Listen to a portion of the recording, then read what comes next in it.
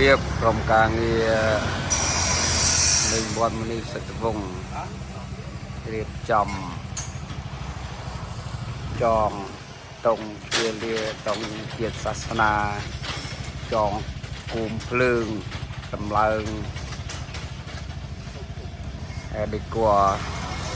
តុបតែងវត្តបដាដើម្បីរៀបចំចូលឆ្នាំខ្មែរពេញនៃជាតិនាខែមេសាខាងមុខនៅយូរខែដែរប៉ុន្តែរៀបចំទុកឲ្យហើយបដាកុំឲ្យជំនេរហើយកុំឲ្យដល់ពាក្យចូលឆ្នាំ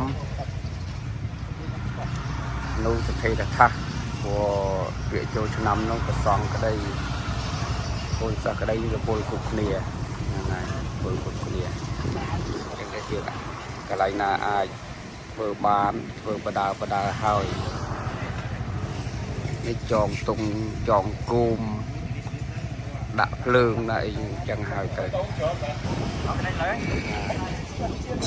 ក្រុមការងារនៅខាងជំនាញផ្សារដែកផ្សារអីឥឡូវនេះគេគង់តម្លើងរូបតាមមើលនេះរូបបេះដូងយ៉ាងបេះដូងគេរូបបេះដូងហ្នឹងបេះដូងដែកបេះដូងដែកបានបេះដូងរឹងមាំ